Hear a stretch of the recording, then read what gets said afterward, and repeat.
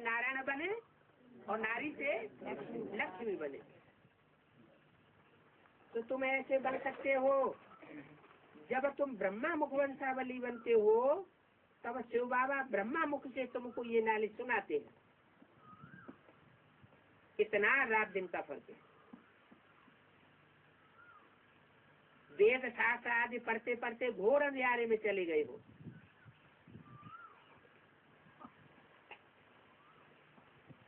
क्या कहा? वेद शास्त्र पढ़ने से कोई ज्ञानी बनता है कि अज्ञान अंधकार में चला जाता है? अज्ञान अंधकार में चला जाता है। तो ये सब इतने वेद शास्त्र पढ़ रहे हैं विद्वान आचार्य, ये सब अज्ञानी है? बाप को नहीं पहचान। हाँ, घोर अंधकार में इसलिए चले जाते हैं तो वो वेद शास्त्र मनुष्य गुरुओं के बनाए हुए हैं। भगवान जब आता है तो कोई वेद शास्त्र की रचना नहीं करता। अरे कोई भी धर्म की स्थापना करने वाला कोई धर्म पिता आता है तो वो मुख से सुनाता है डायरेक्ट, या कोई ग्रंथ की रचना करता है? डायरेक्ट मुख से सुनाता है। गुरु नानक आए तो उन्होंने मुख से सुनाया या उन्होंने कोई गुरु ग्रंथ साहब लिख करके रख दिया? वो तो बहुत समय के बाद बनता है।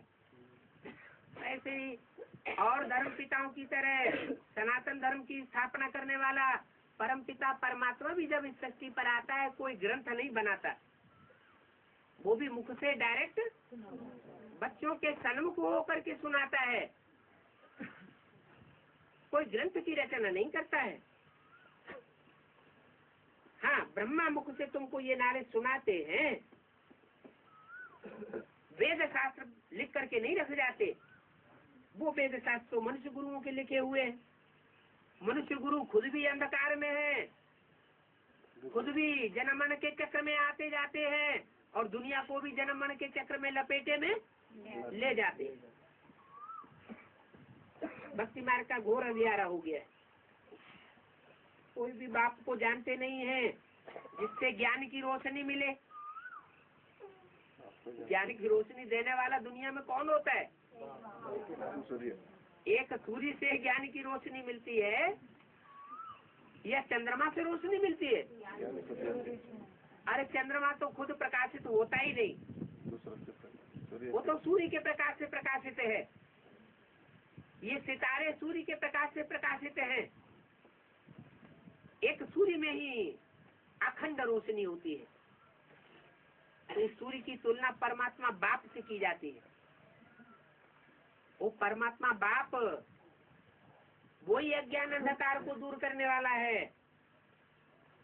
कोई भी बाप को नहीं जानते जिससे रोशनी मिले। कहते हम एक्टर पर पाठ बजाने आए हैं इस कर्म क्षेत्र पर, परंतु हम कौन हैं, हमारा बाबा कौन है, कुछ भी किसी को पता नहीं है।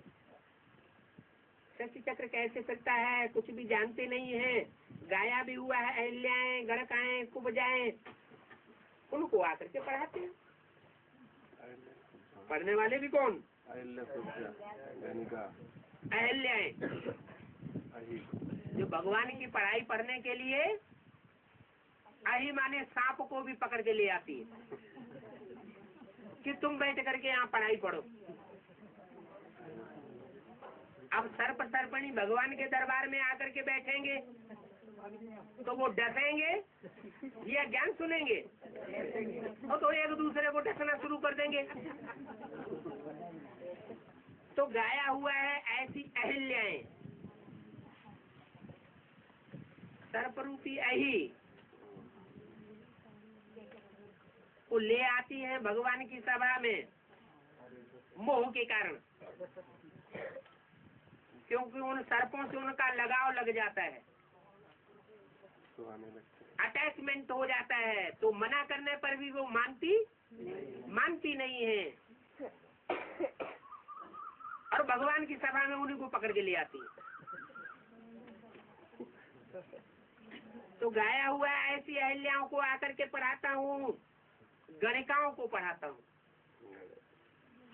गणिका किनको कहा जाता है? गणिका कहा जाता है जो संगठन बना करके संगठन के बीच गीत गाती है। गीत गाती है भगवान के और रहती है बड़ुओं के साथ।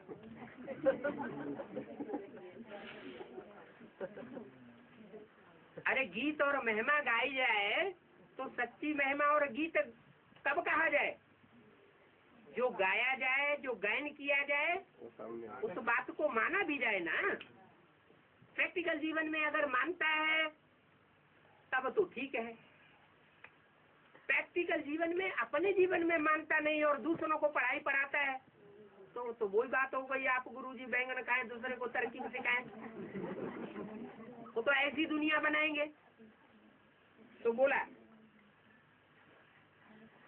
कि गाया हुआ है, अहिल्याओं को पढ़ाते हैं, गणिकाओं को पढ़ाते हैं, और जो कुबजाएं हैं, कुबजा जिनकी बैकबोन टूट जाती है, कुब्बड़ निकल जाता है। बैकबोन किसे कहा जाता है? रीढ़ की हड्डी जो है वो शरीर के पीछे होती है, सामने से नहीं दिखाई पड़ती, पीछे होती है। तो जितने भी दुनिया में बड़े बड़े महापुरुष हुए हैं, वो जो महापुरुष बने हैं या देवताएं बने हैं, उनके देवत्व के पीछे बैकबोन कौन है? परमात्मा, सुप्रीम सोल। उस सुप्रीम सोल से उन्होंने पढ़ाई पढ़ी है विशेष, तो महान आत्माएं या देवताएं बने हैं।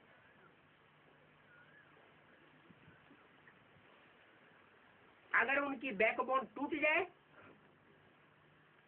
इसका मतलब उन्होंने वो आधार छोड़ दिया।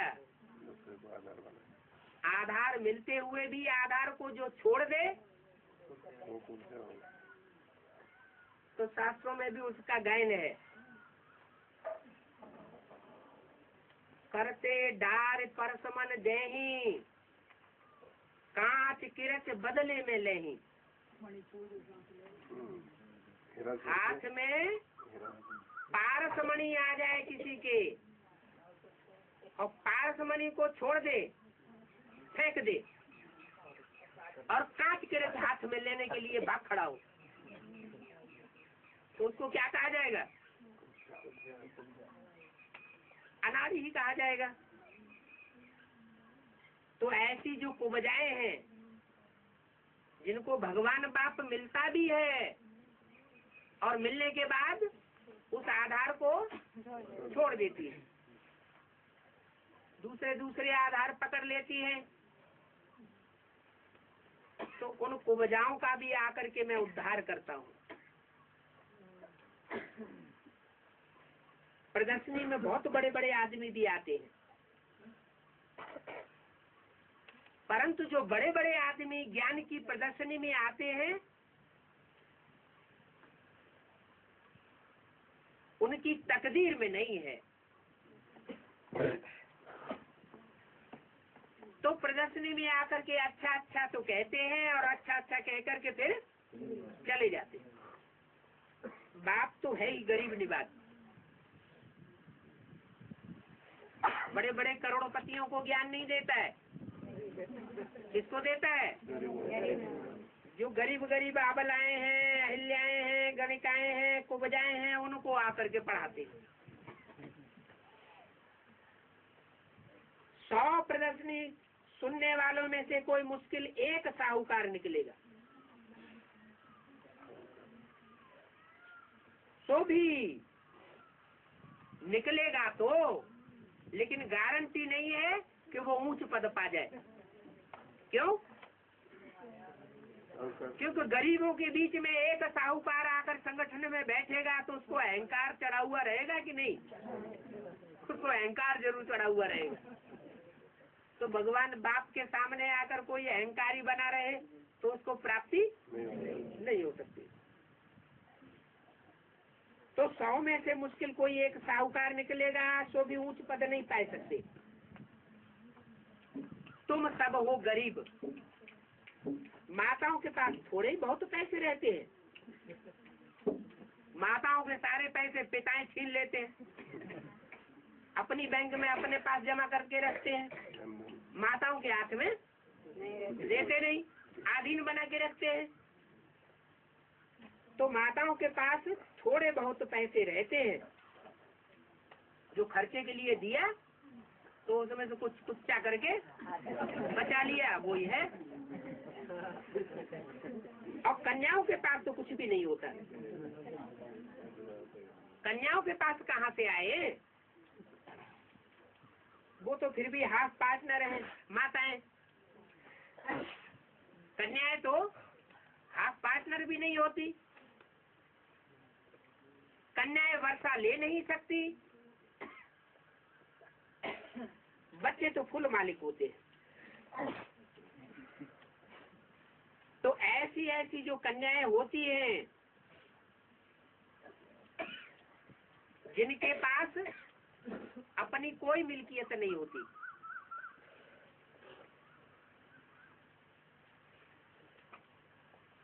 प्योरिटी की पावर ही कन्या की अपनी प्रॉपर्टी है। ऐसी कन्याओं को बाप आकर उठाते हैं।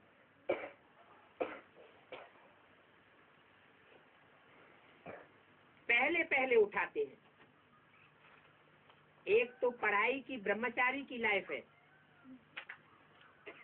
गरीब हैं फिर भी पवित्र हैं, तो उनकी ही पूजा होती है। क्या कहा? कन्याएं तो बाप के दरबार में बहुत सी आ जाती है, लेकिन पूजनीय कौन सी बनती है? जो प्योरिटी की प्रॉपर्टी वाली होती है वो फिर पूजनीय बन जाती है। इसलिए भक्ति मार्ग में भी एक मान्यता अभी तक चली आ रही है। नवरात्रे होते हैं, कन्याओं को पूजन करते हैं, कन्याओं को बुला करके भोजन खिलाते हैं, उनकी पूजा करते हैं, पाद पूजन करते हैं। तो ऐसे समझते हैं कि जो जितनी कम उम्र की कन्या होगी, समझदार 9-10 साल की हो, तो वो जाति पवित्र होगी। फिर जैसे जैसे बड़ी होती जाती है, दुनिया के संसर्ग संपर्क में आती जाती है, दृष्टि का कहीं न कहीं करप्शन होता जाता है, वाणी का करप्शन होता जाता है, वाइब्रेशन का करप्शन होता जाता है, उतनी उसकी प्योरिटी की पावर खलास होती जाती है। तो परमात्मा के दरबार में जब पहुंचती है तो उतनी पावर उसमें नहीं गिनी जा सकती। इसलिए बोला कि जो कन्याएं पवित्र हैं उनकी पूजा होती है सारी इस समय की बातें। इस समय तुम्हारी एक्ट चली है जो फिर पूजी जाती है। शिव बाबा की जयंती के बाद फिर कृष्ण जयंती होती है। क्या? शिव बाबा की जयंती पहले शिव आएगा या शिव का फर्स्ट क्लास बच्चा 16 कला संपूर्ण सर्वगुण संपन्न संपूर्ण अहिंसक मर्यादा पुरुषोत्तम कृष्ण आएगा। पहले शिव आता है, शिव के बाद फिर कृष्ण का जन्म होता है। संसार में कृष्ण बच्चे की प्रत्यक्षता होती है। तो शिव जयंती के बाद कृष्ण जयंती होती है, ये भी समझते हो। पहले पहले है शिव जयंती, फिर कृष्ण जयंती।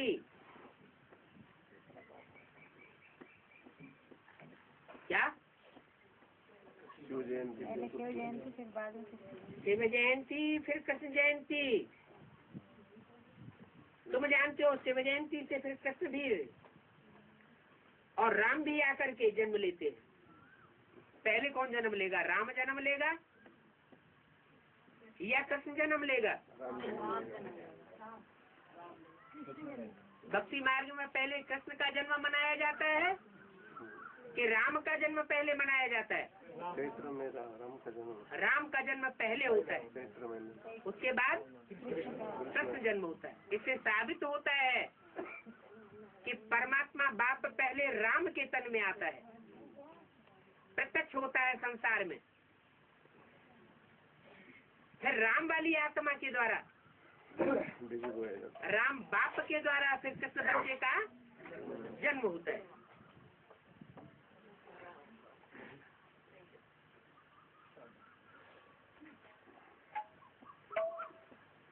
तो तुम जानते हो शिव जयंती से फिर कृष्ण और राम आकर जन्म लेते हैं। शिव जयंती से जगदम्बा जगत पिता का भी जन्म होता है।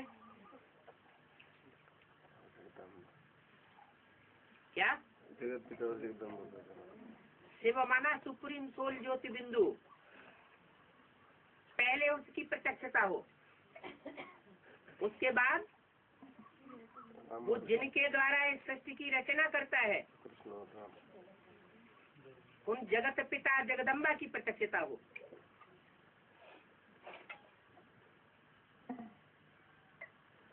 तो जगत पिता और जगदम्बा का भी जन्म होता है। जन्म माना प्रत्यक्षता रूपी जन्म।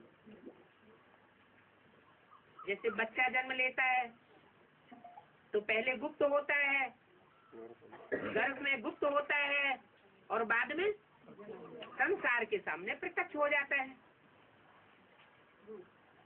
गुप्त होता है तो दुनिया नहीं जानती, जब प्रत्यक्ष हो जाता है तो ढोल मजीरे बजाए जाते हैं, सबको पता लग जाता है कि इनके यहाँ कुछ हुआ है। तो जरूर जरूर जगत का ही वर्षा मिलेगा जगत पिता जगदम्बा से। सारे जगत के तुम मालिक बनते हो। क्या? सारे जगत, तुम सारे जगत के मालिक बनते हो। कौन? सामने वाले। तो किसकी बात हो रही थी अभी? जगत पिता और जगदम्बा की। जब जगत का पिता है और जगत की माता है तो सारे जगत का मालिक हुआ ना। ऐसे नहीं सिर्फ हिंदुओं का मालिक हुआ, क्रिश्चियंस का मालिक नहीं हुआ, मुसलमानों का मालिक नहीं हुआ। नहीं, वो जगत पिता जगदम्बा कहने का मतलब ही है कि मुसलमान लोग भी उसको आदम हव्वा के रूप में मानते हो,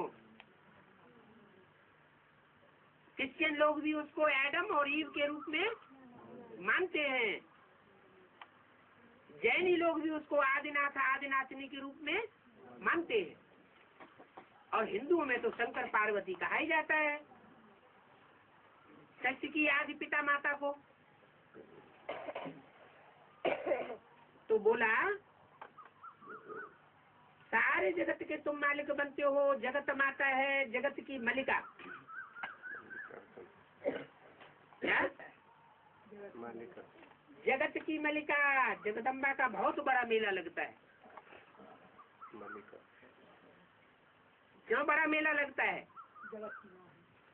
क्योंकि वो जगत की माँ है। उसने जगत पिता के साथ जितना मिलन मेला मनाया है उतना और किसी ने मिलन मेला नहीं मनाया। तो जगदम्बा का बहुत बड़ा मेला लगता है। ब्रह्मा को इतना नहीं पूजते। क्या कहा? त्रिदेवों में ब्रह्मा विष्णु शंकर तीन देव बहुत बड़े देवता माने जाते हैं, लेकिन तीन देवताओं के बीच में ब्रह्मा की भी उतनी पूजा नहीं है। ब्रह्मा भी उतना पूजनीय नहीं है जितनी जगदम्बा पूजनीय है। दोनों के नामों का अर्थ एक ही है, वो है ब्रह्मा बने बड़ी अम्मा, और वो है जगदम्बा। अंतर क्या है? सिर्फ वो पुरुष चोला है और वो स्त्री चोला है। काम के आधार पर नाम गाए जाते हैं। तो जरूर ब्रह्मा की सोल जगदम्बा में प्रवेश करके पार्ट बजाती है। स्त्री चोले में जब आती है तो संसार के सामने पूजनीय बनती है।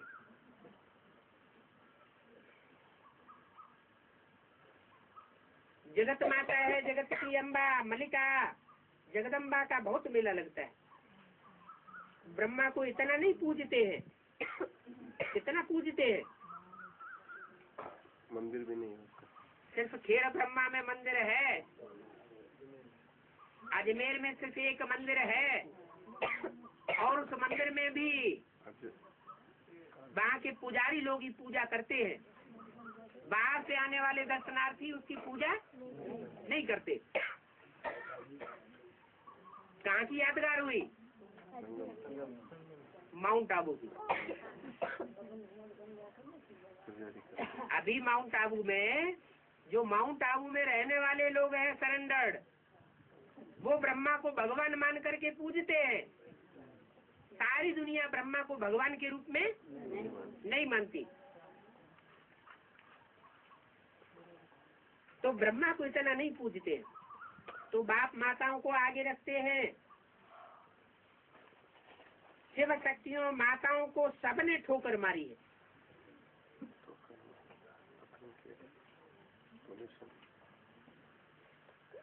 खास पतियों ने माताओं को ठोकर मारी। ये तो पतियों का पति आया हुआ है। सबसे पहले कन्याओं को उठाते हैं। कहीं ऐसा न हो कि ये कन्या भी कहीं पति के चक्कर में फंस जाए। जगदम्बा की ये बच्चियां, ये भी मास्टर जगदम्बा हुई। कौन सी बच्चियां? जो उठाते हैं। हाँ, जिन कन्याओं को बाप आकर उठाते हैं डायरेक्ट, वो कन्याएं भी जगदम्बा की भुजाएं हुई। भुजा माना मददगार करके दिखाने वाली है। ये बच्चियां मास्टर जगदम्बा हुई। ये बच्चियां भी माँ जैसा कार्य कर रही है। मम्मा मिसल तुम भी त्रिकालदर्शी बनती हो। मेल फीमेल दोनों हैं। प्रवृत्ति मार्ग है ना। बाप आकर जो परिवार बनाते हैं उसमें जगत पिता मेल भी है, तो जगत माता फीमेल भी है, और फिर उनके बच्चे बच्चियां भी हैं। तो बोला ये परिवार है। मेल फीमेल यहाँ दोनों है। ये प्रवृत्ति मार्ग है। मेजॉरिटी इन कन्याओं माताओं की है। नाम भी इन्हों का बाला है। ब्रह्मा का इतना नाम बाला नहीं है। जो सार सिद्ध ब्राह्मण होते हैं वो ब्रह्मा को बहुत पूजते हैं।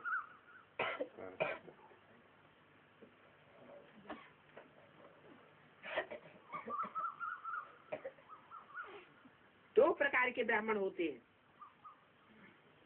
सार सिद्ध ब्राह्मण और पुष्करणी ब्राह्मण।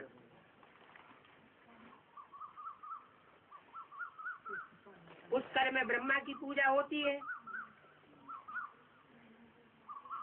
शास्त्र सुनाने वाले अलग होते हैं,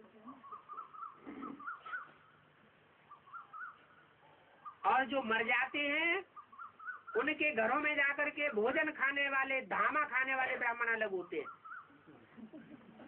क्या मर जाते हैं? ये बात क्यों बोली? इसलिए बोली कि जो बाप के बच्चे हैं, निश्चय बुद्धि बन करके चलते हैं, तो मानो जिंदा है। जब अनिश्चय बुद्धि हो जाते हैं तो जैसे मर जाते हैं, शादियां वादियां करने कराने लग पड़ते हैं।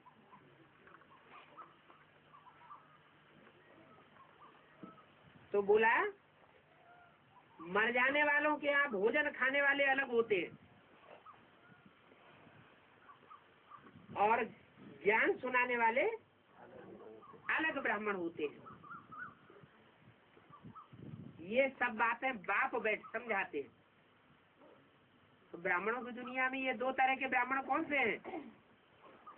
जो एक ज्ञान सुनते सुनाते हैं, समझाते हैं, और दूसरे सिर्फ भोजन खा रहे हैं 36 प्रकार के बढ़िया बढ़िया हैं।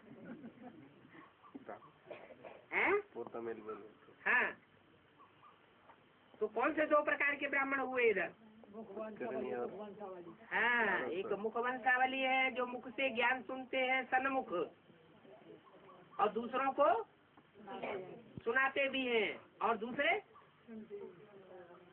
ज्ञान सुनते सुनाते नहीं है, ज्ञान सुनने सुनाने में उनको इंटरेस्ट नहीं है। क्या भोग लगाओ, भोग के पैसे दो, गुरुवार को भोग है,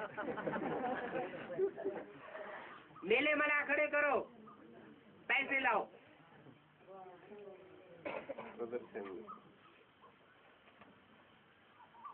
तो भोजन खाने वाले, धामा खाने वाले ब्राह्मण अलग होते हैं, ज्ञान सुनाने वाले ब्राह्मण अलग होते हैं। ये सब बातों का राज बाप बैठ समझाते हैं। क्या भक्ति मार्ग की इन बातों को टैली करके कौन समझाता है? बाप बैठ समझाता है। कोई भी मनुष्य इन बातों को समझा नहीं सकता। कैसे ये चक्र फिरता है, मैं कैसे आता हूँ, अंजाम तो है ना। कहते हैं मैं फिर से 5,000 वर्ष के बाद तुमको ज्ञान सुनाऊंगा। गीत भी है जो पास हो जाता है तो फिर भक्ति मार्ग में गाया जाता है। ये तो अनादि ड्रामा है। कब से शुरू हुआ? इनका कोई भी आदि मध्य अंत नहीं है। ये ड्रामा चलता ही आया है। जैसे सृष्टि की आदि मध्य अंत नहीं है, 5 तत्वों की कोई आदि मध्य अंत नहीं होती है,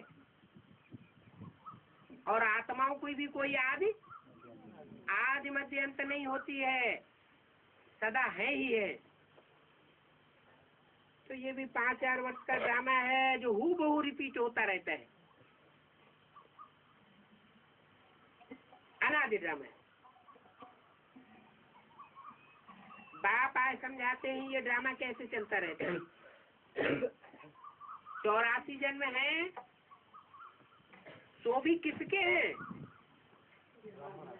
84 का चक्कर तो गया हुआ है, लेकिन जो भी आत्माएं हैं सबके 84 का चक्कर नहीं है। जो पक्के पक्के ब्राह्मण बनते हैं, ब्रह्मा की औलाद,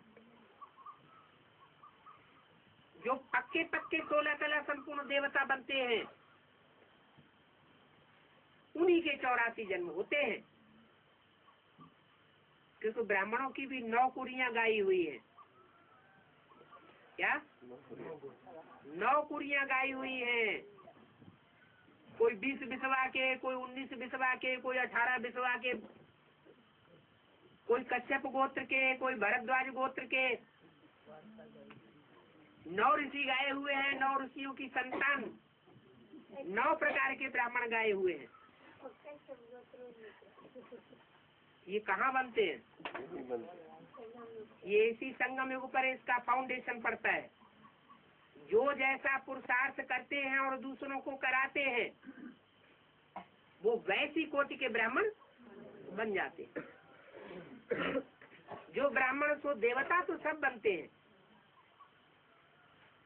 लेकिन कलाओं का फर्क हो जाता है।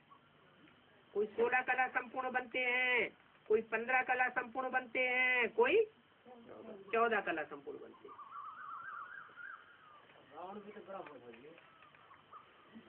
जो ब्राह्मण संपूर्ण ब्राह्मण बनते हैं, वो परमात्मा बाप के द्वारा डायरेक्ट बनते हैं, और बाकी जो दूसरों के प्रभाव में आ जाते हैं, बाप की बातों को छोड़ देते हैं, दूसरों की बातों के प्रभाव में आ जाते हैं, तो वो है कन्वर्ट होने वाले। इसलिए बोला है श्रीमत से सदगति और मनुष्य मत से दुर्गति। दुर्गति माना कोई कीट पशु पक्षी पतंगे नहीं बन जाते हैं, कम कलाएं हो जाती हैं और द्वापर युग से दूसरे धर्मों में कन्वर्ट होने लग पड़ते हैं। हिंदू ही हमेशा दूसरे धर्मों में कन्वर्ट हुए, तो दूसरे धर्मों का फाउंडेशन पड़ता है। कोई धर्म 2500 साल पुराना, कोई धर्म 2000 साल पुराना जैसे क्रिश्चियन धर्म, कोई धर्म 500 साल पुराना जैसे गुरु नानक का सिख धर्म। तो ये सब धर्म बाद में आते हैं, लेकिन जो आदि सनातन धर्म था वो 5000 वर्ष पहले इसका फाउंडेशन पड़ा था, जिसकी यादगार में महाभारत ग्रंथ बनाया हुआ है। उसमें समय भी पड़ा हुआ है कि 5000 वर्ष पहले महाभारत युद्ध हुआ था। 5 पांडव बचे थे। तो ऐसे ही दुनिया की अब हालत होने वाली है। 5 पांडव माने उंगलियों पर गिने जाने योग्य लोग बचेंगे, बाकी ये 500-700 करोड़ की दुनिया सब खलास हो जाने वाली है। 19:5-65 की वाणी का तीसरा पेज। 84 का चक्कर सबको तो नहीं भोगना पड़ता है, ये सिर्फ तुमको भोगना पड़ता है। क्या? सबको नहीं। हाँ, सत्युग में 8 जन्म, त्रेता में 12 जन्म, द्वापर में 21 जन्म और कलयुग में 42 जन्म और एक संगम युग का ये लास्ट जन्म, जबकि एटम बम बन चुके हैं, सारी दुनिया खलास होने वाली है। ये 84 के चक्कर में तुम ऑलराउंड पार्ट बजाते हो, तुम पूरे अनुभवी हो इस दुनिया के। और बाकी दूसरी आत्माएं जो दूसरे धर्म में कन्वर्ट होती हैं वो पूरी अनुभवी नहीं होती। तो सिर्फ तुमको 84 का चक्र भोगना पड़ता है। तुम ही ब्राह्मण स्व देवता वर्ण में आते हो। क्या? पक्के ब्राह्मण तुम बनते हो और पक्के देवता तुम बनते हो। माना जो पहला ब्राह्मण बनेगा तो पहला देवता बनेगा, जो पहला देवता बनेगा वो पहला क्षत्रिय बनेगा, जो पहला क्षत्रिय बनेगा वो पहला वैश्य बनेगा, जो पहला वैश्य बनेगा वो पहला शूद्र बनेगा। तुम जानते हो शूद्र वर्ण से फिर हम ब्राह्मण वर्ण में आते हैं। शिव बाबा और ब्राह्मण दोनों को गुम कर दिया है। क्या? शिव बाबा को भी गुम कर दिया है और ब्राह्मणों को भी गुम कर दिया है। विराट पुरुष का जो रूप दिखाते हैं उसमें से विराट पुरुष के रूप में राक्षसों को भी दिखाया है, देवताओं को भी दिखाया है, पशु पक्षियों को भी दिखाया है, लेकिन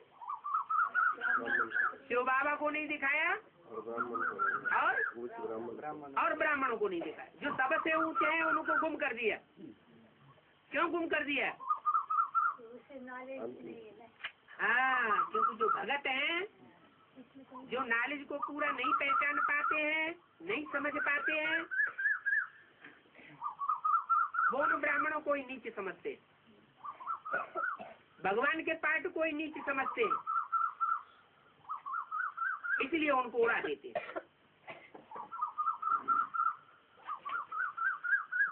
ब्रह्मा द्वारा तुम ब्राह्मण बनते हो, ब्राह्मण ही यज्ञ संभालते हैं। क्या? ये ज्ञान यज्ञ की तक संभाल कौन करेंगे? जो पक्के पवित्र रहने वाले ब्राह्मण होंगे वो ही ज्ञान यज्ञ की अंत तक संभाल करेंगे। बाकी छोड़ के भाग जाएंगे। पतित तो यज्ञ की संभाल कर न सके। क्या? जिनकी मेंटलिटी पतित होगी, जिनकी दृष्टि वृत्ति पतित होगी, वो ज्ञान यज्ञ की उतनी संभाल नहीं कर सकते, ज्ञान रत्नों का उतना महत्व नहीं देंगे।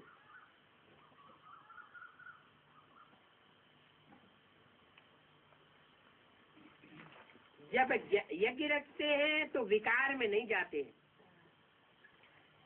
क्या? कोई भी भक्ति मार्ग में यज्ञ रचा जाता है तो जब तक यज्ञ चलता है तो विकार में स्त्री पुरुष नहीं जाते हैं। यात्रा पर भी जाते हैं तो विकार में नहीं जाते हैं। तो ये यादगार है कहाँ की? ये संगम युग पर परमात्मा बाप जब आते हैं तो कहते हैं 84 जन्म तो विषय विकार भोगे, अब इस एक जन्म में ये विषय विकार की भोगना बंद करो। अगर भोगते रहेंगे तो अंतमते तो गति हो जाएगी और दूसरे धर्म में कन्वर्ट हो जाएंगे। तो यज्ञ रचते हैं तो भी विकार में नहीं जाते, यात्रा पर जाते हैं तो भी विकार में नहीं जाते। तुम्हारी भी ये यात्रा है। कौन सी यात्रा है? नरक से स्वर्ग में जाने की तुम्हारी ये यात्रा है, रूहानी यात्रा। रूह की स्थिति में तुम रहते हो, अपने को रूह समझते हो, दूसरों को भी, दूसरों के मस्तक पर भी रूह को देखने का प्रयास करते हो, पुरुषार्थ करते हो। बाबा कहते हैं मैं आता हूँ तुम बच्चों को ले जाने के लिए। इसलिए आता हूँ, मैं आता ही हूँ तुम बच्चों को ले जाने के लिए, बीच में नहीं छोड़ जाऊंगा। जैसे वो तथाकथित ब्रह्मा कुमारी समझते हैं कि ब्रह्मा के तन में शिव बाबा आया और फिर शिव बाबा, ब्रह्मा का तन छूट गया और शिव बाबा चला गया। तो ऐसा नहीं है कि मैं तुम बच्चों को बीच में छोड़ करके चला जाऊंगा। तुम बच्चों को ले जाने के लिए आया हूँ। तो कैसे ले जाऊंगा? हैं? नैनों पे सबको बैठा के ले जाऊंगा। हैं?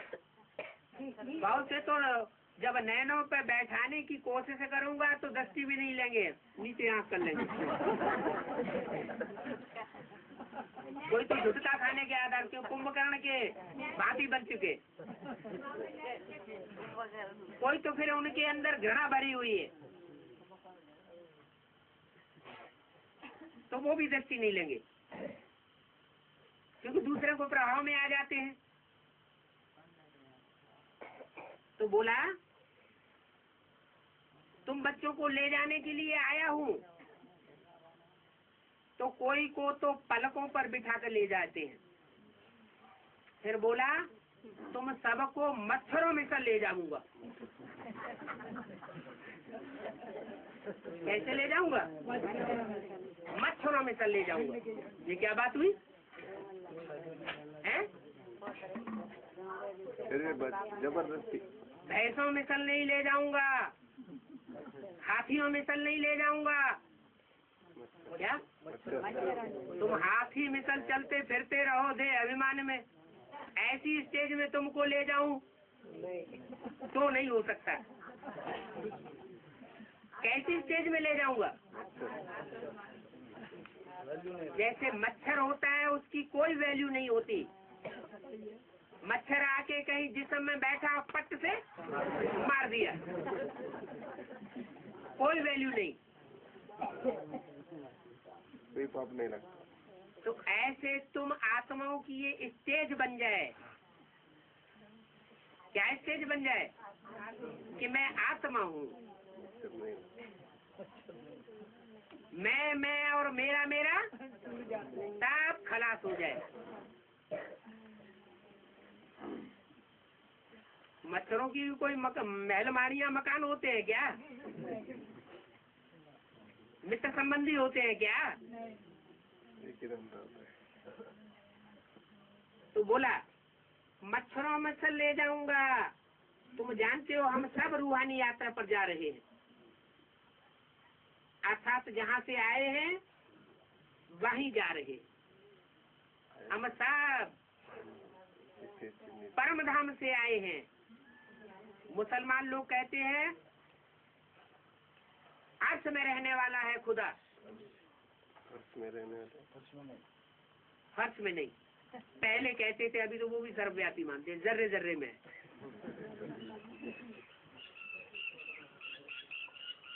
तो जहाँ रूहों का बाप होगा वहाँ रूहों के निवास स्थान भी होगा। तो बोला हम यात्रा पर जा रहे हैं, अर्थात जहाँ से आए हैं वहाँ जाते हैं, शांति धाम या निर्वाण धाम। क्या नाम दिया? वहाँ शांति लगी पड़ी है और इस दुनिया में अशांति लगी पड़ी है। उसका नाम है निर्वाण धाम। वहाँ वाणी नहीं होती और उस दुनिया में चारों ओर आवाज ही आवाज। तो निर्वाण धाम ले जाता हूँ, वाणी से परे धाम ले जाता हूँ। तो बैठे बैठाए ले जाऊंगा या शरीर छुड़वा के ले जाऊंगा?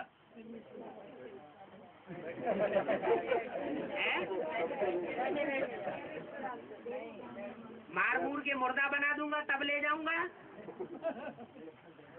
या जीते जी ले जाऊंगा? हाँ, जीते जी। हम बच्चों की ऐसी स्टेज बनती है और एटम बम फटते हैं, हलचल होती रहे, लेकिन हमारे ऊपर कोई असर नहीं हो। हम हाय दैया तोबा करके भाग खड़े होने वाली न बन जाएं, आत्मिक स्थिति में रहे। भले जमीन हिले, भूकंप आए, लेकिन हमारी स्थिति स्थिरियम बनी रहे। तो ऐसे निर्वाण धाम वासी हम बच्चे बन जाएं, शरीर रहते रहते ही बाहर की दुनिया की कोई हलचल हमारे ऊपर असर न करे। अभी तो कोई थोड़ी ग्लानि भी कर देता है तो क्या हालत हो जाती है? बाबा इसने हमसे ऐसे कह दिया, इसने हमसे ऐसे कह दिया, ये ऐसे बोलता है, वो वैसे बोलता है। हम नहीं ज्ञान में चलेंगे, हम अपने घर चले जाएंगे।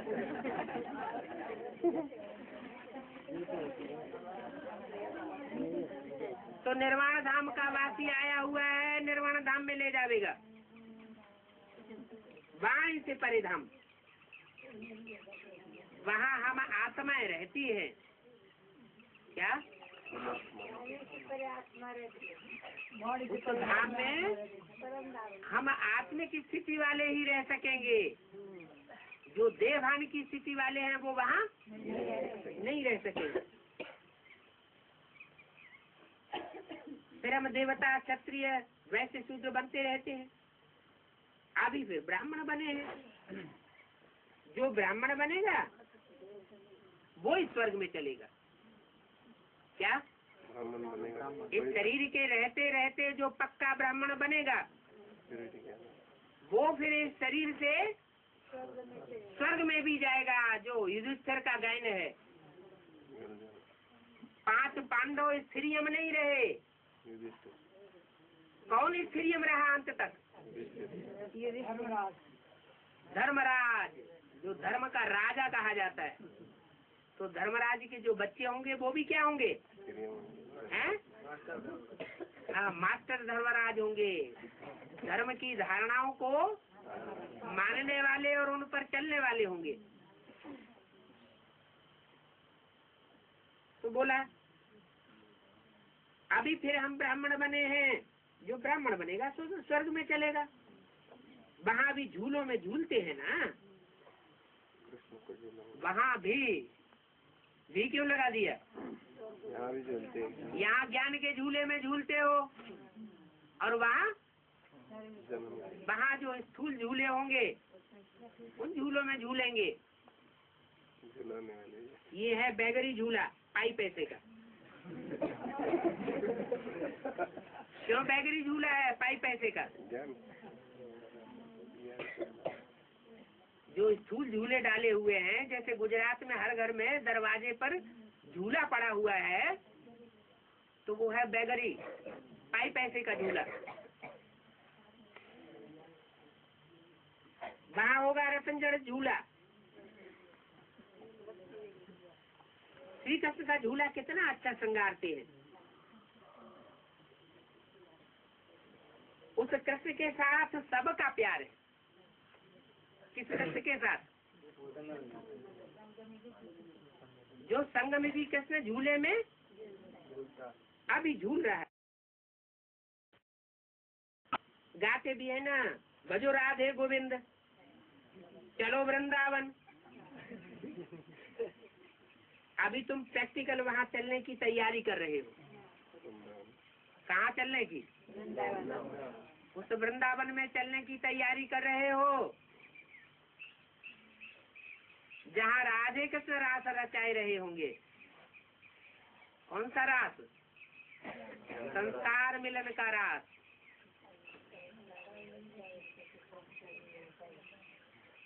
अभी क्या हालत है?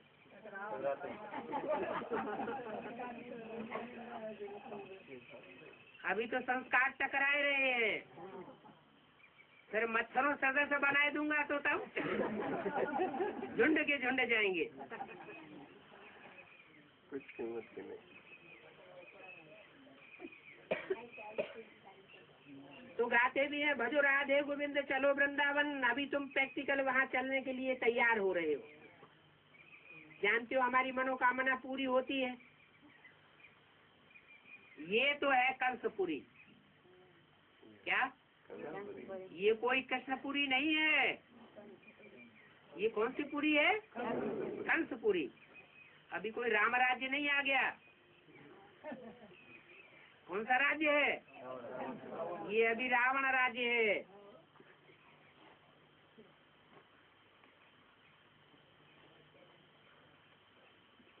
अभी तुम ईश्वरीय पुरी में चलते हो। जानते हो बाबा सबको कैसे ले जाते हैं? ऐसे ले जावेंगे जैसे मक्खन में से बाल निकलता है। मक्खन में से जब बाल निकलता है तो मक्खन में कोई निशान पड़ता है क्या? कोई निशान नहीं पड़ता है। बड़े सहज सहज तुमको ले जाते हैं।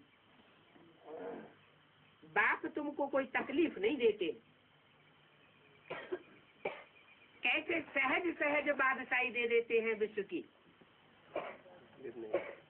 बाप कहते हैं जहाँ चलना है वहाँ अपनी कृष्णपुरी को याद करो। लेकिन पहले पहले बाबा जरूर तुमको घर ले जावेगा। पहले वाणी से परे की स्टेज में ले जावेगा। आत्मिक स्थिति नहीं बनी है तो बोल बोल करते रहेंगे। इसने ऐसा किया, उसने वैसा किया, ये ऐसे करता है, वो वैसे करता है। पर चिंतन की बात बुद्धि से हटेगी नहीं।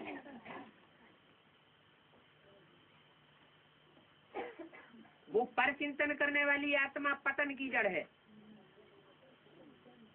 नरक की शूटिंग कर रही है। जब तक हम दूसरों को देखते हैं, दूसरों की बातों को, दूसरों का व्यवहार देखते हैं, तब तक हम पक्के आत्माभिमानी नहीं बने। हमें समझना चाहिए कि जो भी ड्रामा चल रहा है, चाहे हमारे साथ चल रहा है चाहे दूसरों के साथ चल रहा है, वो सब कर्मों का हिसाब किताब पूरा हो रहा है। जब ये कर्मों का हिसाब किताब पूरा होगा तो कोई भी हमको दुख नहीं दे सकता। फिर बोल बोल करने, रोने पीटने चिल्लाने की जरूरत रहेगी? नहीं रहेगी।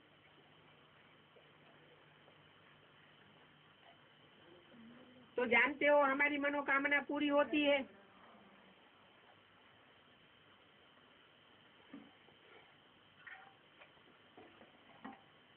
तो पहले पहले बाबा जरूर तुमको घर ले जाएगा, फिर वहां से भेज देंगे स्वर्ग में। अभी तुम कृष्णपुरी में जा रहे हो क्या? कृष्णपुरी की यात्रा पर हो, लेकिन कृष्णपुरी से पहले कहाँ पहुँचना पड़े? वाणी से परे स्टेज में पहुँचना पड़े।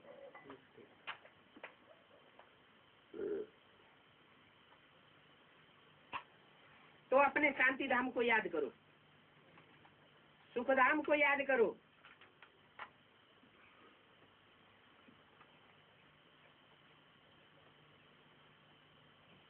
जैसे चंडीगढ़ अम्बाला जाना होता है फरुखाबाद से, तो वाया दिल्ली जाते हैं ना,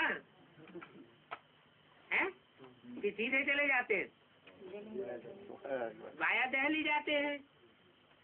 तो ऐसे यहाँ भी सीधे स्वर्ग में नहीं जा सकते। कहाँ से होकर जाना पड़ेगा?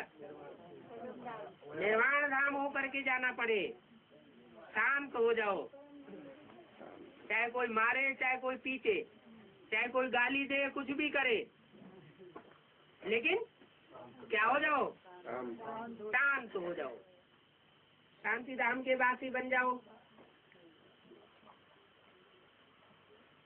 तो बाबा पहले पहले जरूर तुमको घर ले जाएगा। अब समझते हो, हम वापस जाते हैं, फिर आवेंगे कृष्णपुरी में। हम कहाँ जाते हैं वापस? हम परम धाम वापस जाते हैं, वाणी से परे धाम में वापस जाते हैं, शांति धाम वापस जाते हैं।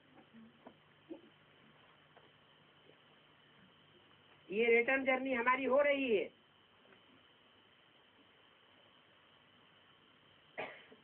इसके लिए हम श्रीमत पर चल रहे हैं। बाप को याद करना है, पवित्र बनना है। यात्रा पर हमेशा पवित्र रहते हैं।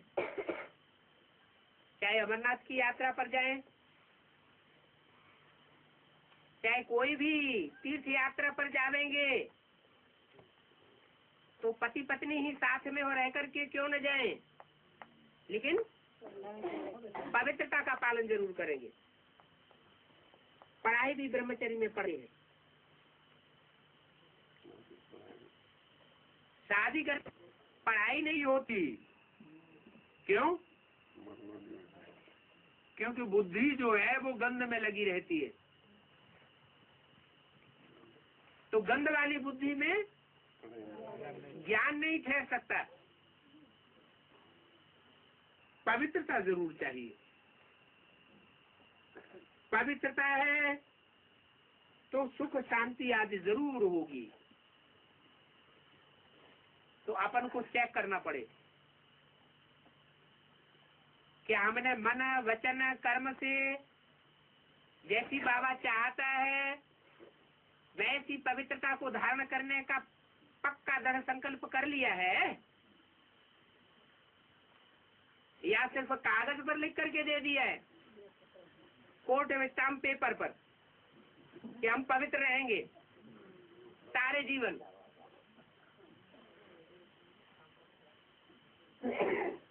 भगवान से भी झूठा अंजाम तो नहीं कर दिया। अपने दिल से पूछना चाहिए।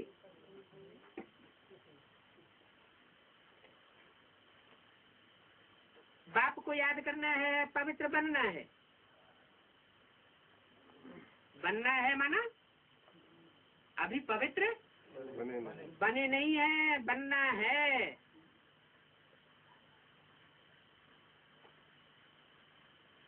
पवित्रता होगी तो जरूर सुख शांति जरूर होगी। क्या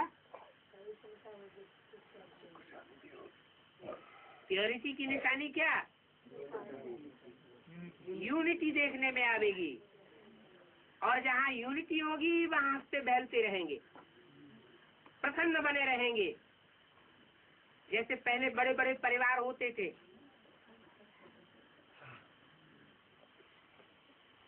सामूहिक परिवार होते थे, ज्वाइंट फैमिलीज होती थी, उनमें लोग बड़े हंसी खुशी आपस में मिलजुल करके रहते थे।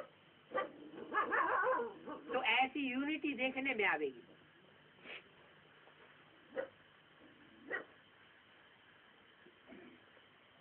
पवित्रता नहीं है तो जरूर दुख और अशांति देखने में आवेगी, क्योंकि ये रावण राज्य है ना। किसका राज्य है? तो चलो फिर हमारी तो कोई गलती नहीं है। हमारी इसमें क्या गलती है? ही रावण राज्य, गलती नहीं है। क्या गलती है? अरे अब हम बाप के बच्चे बन गए, बाप के घर में बैठे हैं, तो बाप के घर में रावण का राज्य कैसे घुसा हुआ है?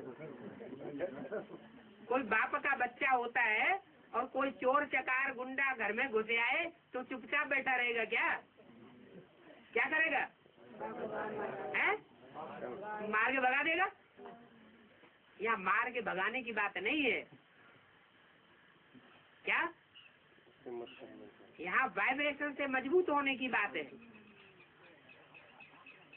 तो बोला पवित्रता नहीं है तो दुख अशांति रावण का राज्य है। बाप फिर भी बच्चों को कितना ताकीद करते हैं। क्या? पवित्रता के बारे में बाप बच्चों को कितना ताकीद करते हैं। ये स्कूल है बहुत बड़ा, छोटा मोटा स्कूल नहीं है।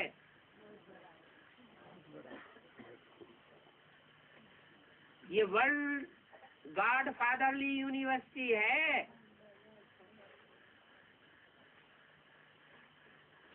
छोटी मोटी जगह नहीं समझना। कल्प कल्प का बन जाएगा। पुरुषार्थ तो जरूर करना चाहिए।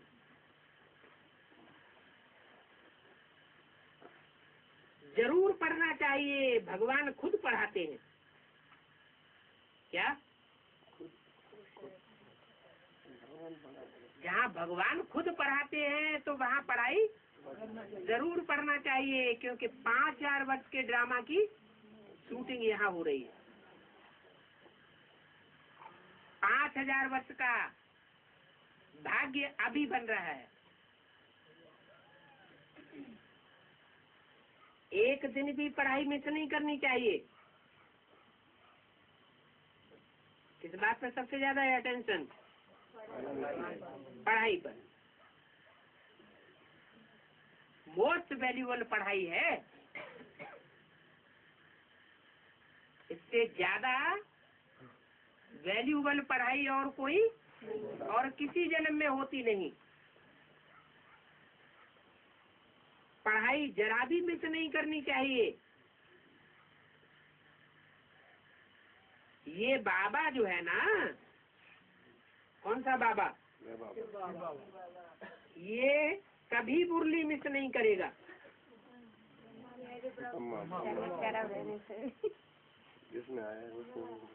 ये बाबा कभी मुरली मिस नहीं करेगा। क्यों? है?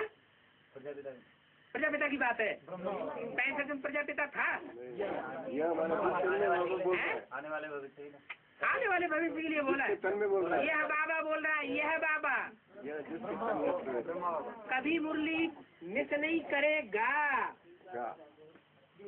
गा का मतलब है कि 69 में भल शरीर छूट जाए, फिर भी वो आत्मा जहाँ कहीं भी गॉड फादर की मुरली चलेगी, वहाँ वो आत्मा जरूर मौजूद रहेगी। कि नहीं रहेगी? जरूर मौजूद रहेगी। कभी मिस नहीं करेगा। वो फर्स्ट क्लास स्टूडेंट है।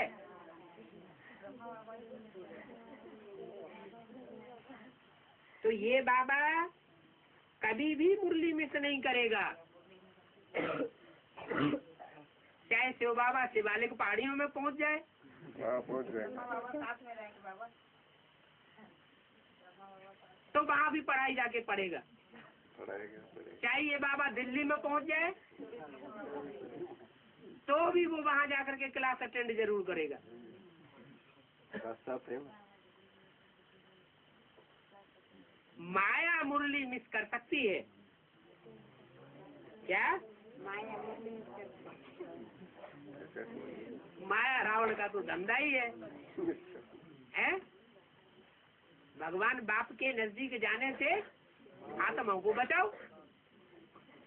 माया रावण का धंधा क्या है?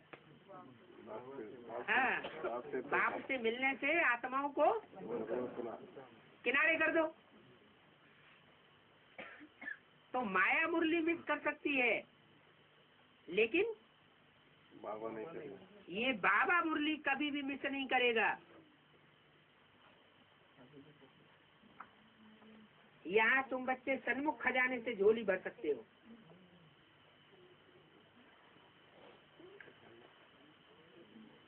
सन्मुख जो खजाना मिल सकता है, उससे झोली भर सकते। वो फिर बाद में नहीं मिल सकता। क्यों?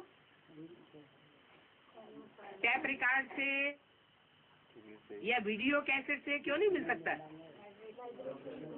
क्योंकि जो बाप के वाइब्रेशन है, विश्व कल्याणकारी वाइब्रेशन, और दूसरी जगह जो हम बैठ करके सुनेंगे, वो तो वायुमंडल में और वाइब्रेशन में बहुत फर्क हो जाएगा।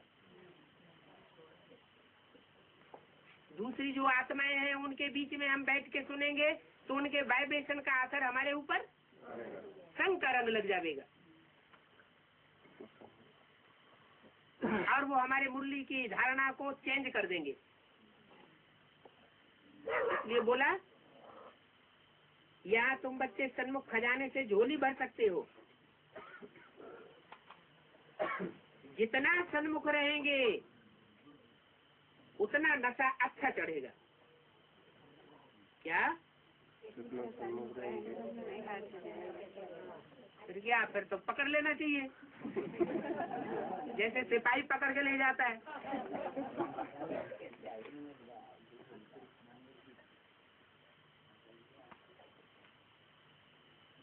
कहता है मन बुद्धि से। क्या? मन बुद्धि से पकड़ के रखेंगे, और प्रैक्टिकल में किसको पकड़ के रखेंगे?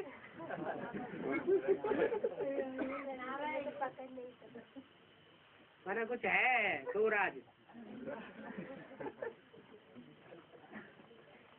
जितना सन्मुख रहेंगे उतना नशा चढ़ेगा। बंधन नहीं तो फिर ठहर भी नहीं सकते।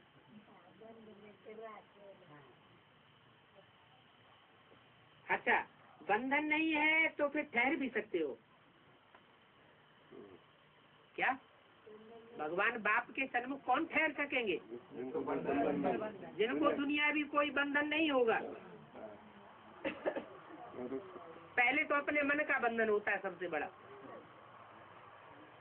फिर मित्र संबंधियों का बंधन होता है, कोई को धन का बंधन होता है, कोई को अपने तन का बंधन होता है। तो कोई प्रकार का बंधन न हो, ऐसे बच्चे भगवान बाप के सन्मुख ठहर भी सकते हैं। परंतु माया होती है, परंतु माया ऐसी होती है कि वो बंधन में बांध देती है। आखिरी फिर भी बंधन में घुस पड़ते हैं। कोई कोई तो ऐसे है बाप के बनकर भी बंधन में घुस पड़ते हैं। बहुत है जिनको खुशी भी मिलती है, बाबा कहते हैं पूरा रिफ्रेश होकर जाओ। यहाँ बाबा कितना नशा चढ़ाते हैं क्या? जब तक बाप के सन्मुख रहते हैं तो बहुत नशा चढ़ता है, और बाहर की दुनिया में जाते हैं तो नशा उतरता जाता है। महीने 2 महीने अच्छी अवस्था रहेगी, फिर बाद में माया पूरा ही डब्बा गोल कर देती है। जल्दी जाना चाहिए, जल्दी आना। तो बाप कहते हैं गोसून कम कम सून। गोसून कम सून तो कहते हैं, सुने जाते। लेकिन फिर खाली हाथ झाड़ के नहीं चले आना चाहिए। तो बाप समझ जाएंगे ये सर्वसेवल बच्चा नहीं है। कुछ न कुछ फूल पत्थर, मंदिर में जाते हैं तो फूल पत्थर साथ में लेकर जाते हैं। खाली हाथ कोई जाता है तो अच्छा नहीं माना जाता। बहुत है जिनको खुशी मिलती है। बाबा कहते हैं पूरा रिफ्रेश होकर के जाओ। यहाँ बाबा कितना नशा चढ़ाते हैं, बाहर जाने से फिर वो नशा नहीं रहता है। बहुतों को सिर्फ मुरली पढ़ने से भी नशा चढ़ जाता है। क्या? पढ़ने सिर्फ मुरली पढ़ने से, जो 3rd क्लास मुरली है ना, कागज की मुरली, वो 3rd क्लास कागज की मुरली पढ़ने से ही उनको नशा चढ़ जाता है। तो जो सन्मुख अगर वो जाकर के सन्मुख सुने कितना चढ़ेगा, तो फिर उनको कितना नशा चढ़ेगा।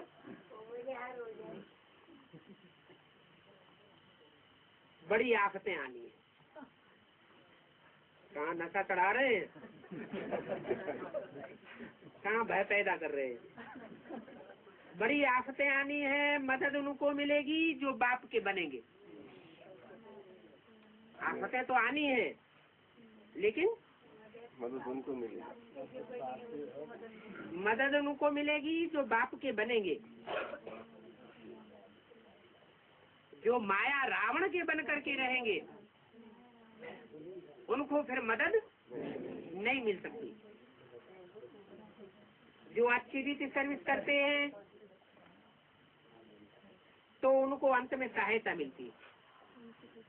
क्या? अच्छी सर्विस करते हैं। सर्विस करते हैं सिर्फ नहीं कहा, अच्छी रीति सर्विस करते हैं। माने सर्विस में कोई डिसर्विस पैदा न होने पाए। एक तरफ सर्विस भी करते जाएं और दूसरी तरफ स्वार्थ भी उस सर्विस में भरा हुआ हो, तो वो अच्छी सर्विस नहीं होती। तो बोला जो अच्छी सर्विस करते हैं उनको अंत में सहायता मिलेगी, महसूस करेंगे। अच्छा, गुड मॉर्निंग, और अभी गुड मॉर्निंग, गुड इवनिंग।